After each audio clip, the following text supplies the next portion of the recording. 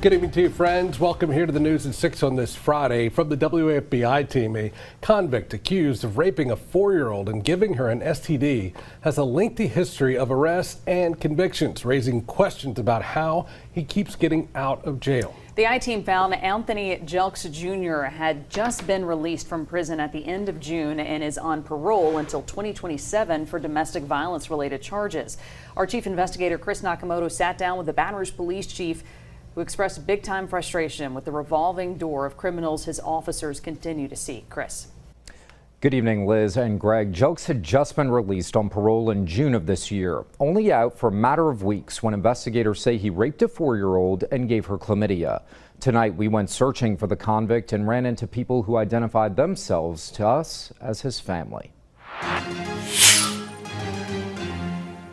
Anthony Jelks is only 25, but is well known to Baton Rouge police, causing problems over the years spelled out in a plethora of paperwork filed with the 19th Judicial District Court. It's extremely frustrating. Baton Rouge Police Chief TJ Morse sat down with us Friday, expressing frustration after the same man is now accused of raping a small child. We've arrested him 6 times over the last 6-7 years. He's everything from firearm charges to domestic abuse battery, violation of protective orders. He's currently on probation, supervised probation, by probation and parole. So it is definitely somebody we are doing our best to go after, and if anybody out there knows where he might be, please give us a call. The WAFBI team found court records showing Jelks was arrested in 2020, accused of punching a woman in the face with a closed fist.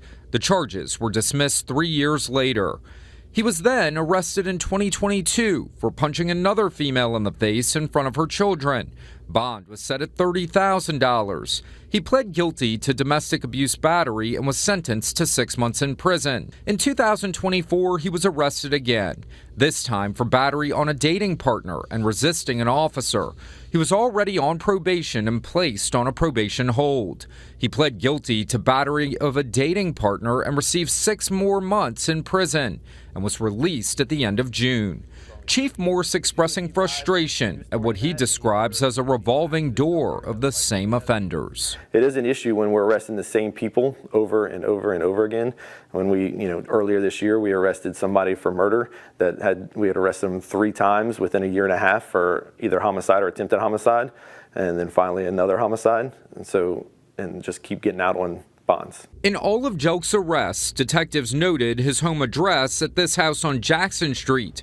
We went looking for him Friday after this new arrest warrant was issued for him, after investigators say he raped a 4-year-old and gave her an STD.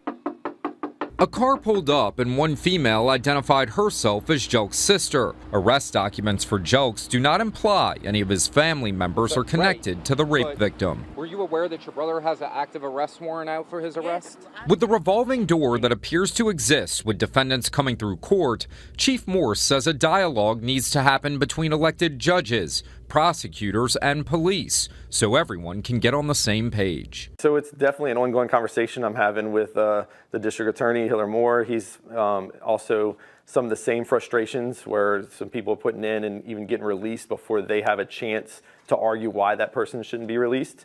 And so trying to work with them, trying to get all the judges and now commissioners, because a lot of times the commissioners are the ones setting the bonds, on the same page, or give us a little bit more time so we can tell you why this person shouldn't be released or why they should have a higher bond. With Jelks being a prime example of what Morse is talking about, he's pushing for change to stop the madness. Extremely frustrating, especially to our detectives that do a lot of work to get these arrest warrants and our officers that then find them.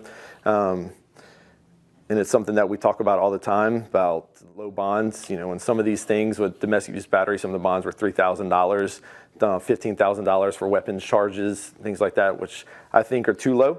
I think that some things need to be looked at.